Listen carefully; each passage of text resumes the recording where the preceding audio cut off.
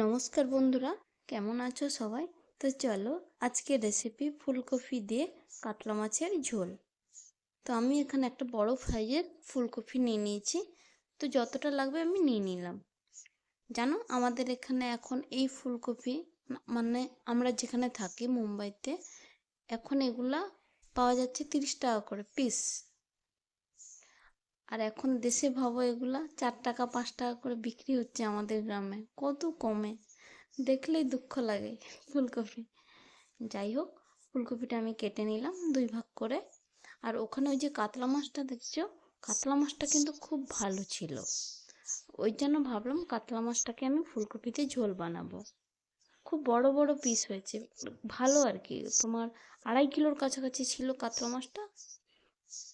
তো ওটারই আধা আধা করে নেওয়া হয়েছিল। আমরা আর আমাদের এক দাদারা দুজনে মিলে নেওয়া হয়েছে। তো ওরা হাফ নিয়েছে, আমরা হাফ নিয়েছি। দুজন পিসটা ভালো এসছে। তো আমি প্রথমেই লবণ, ওই ফুলকপি নিলাম আর একটা আলু দিয়েছি আমি, ওইটা কেটে রেখে দিলাম। দিয়ে এবারে লবণ আর হলুদ দিয়ে মাছটাকে ম্যারিনেট করে রেখে দেবো কিছুক্ষণের জন্য।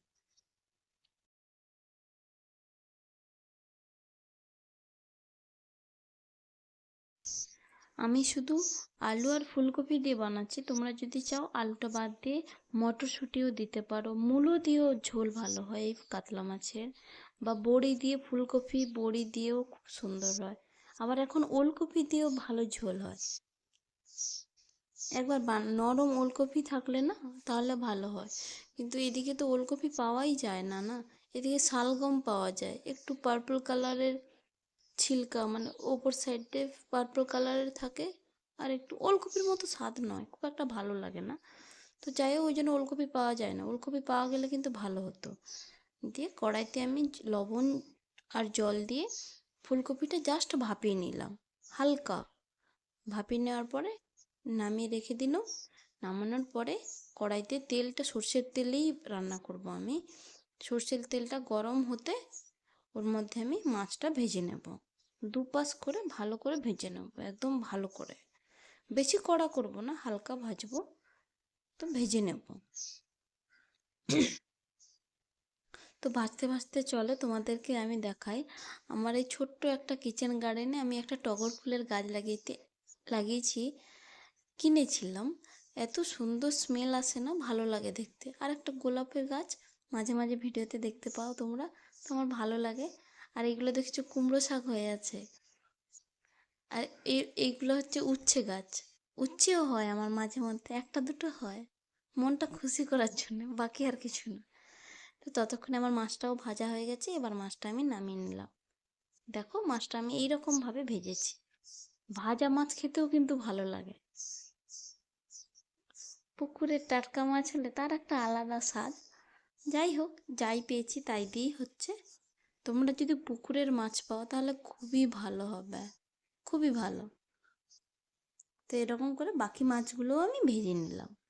তো আমাদের জন্যে ওই চাকাটা, আর আমার ছেলের জন্যে পেটিটা। তো মাছটা ভাজা হয়ে যাওয়ার পরে ফুলকপিটা যে আমি জাস্ট ভাপিয়ে নিয়েছিলাম, তো ওইটাকে আমি তেলের মধ্যে নেড়ে নিলাম হালকা ব্রাউন করে। আর আলুটাকেও ব্রাউন করে ভেজে নেব।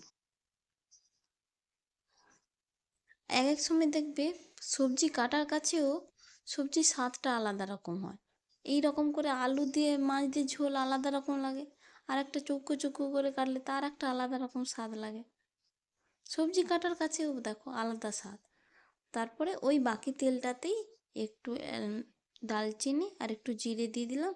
দেওয়ার পরে পেঁয়াজটা কুচি করে দিয়ে দিলাম, দুটো পেঁয়াজ কুচি করে আমি দিয়ে দিলাম। দিয়ে লবণটা দিয়ে দিলাম যাতে করে তাড়াতাড়ি গলে যায়।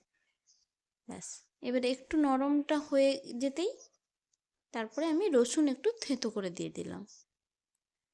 এটা কিন্তু বেশি মশলাদার বানাবো না, তো ওই জন্য হালকাই আমি মশলাগুলো দিচ্ছি। তারপরে দিয়ে দিলাম আদা বাটা। আদা বাটা দিয়ে ভালো করে একটুখানি গ্রেভি করে নেব। তারপরে একটা টমেটো কুচি করে দিয়ে দিলাম। দিয়ে ঢাকনা দিয়ে হতে দেব মশলাটা।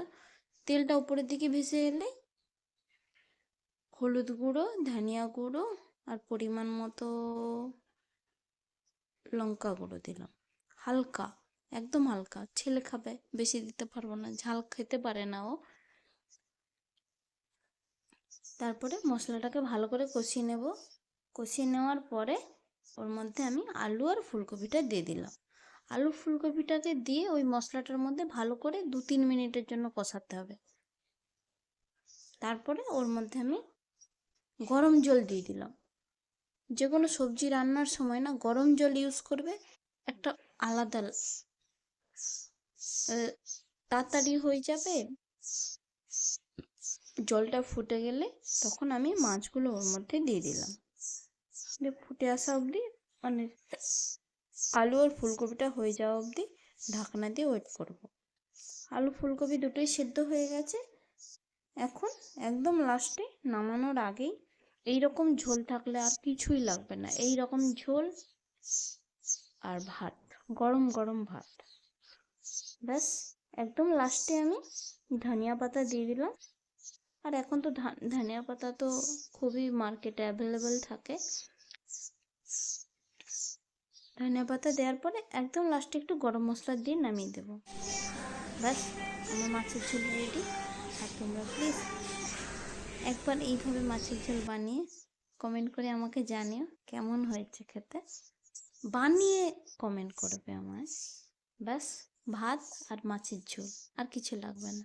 চলো, please like and share and subscribe my channel.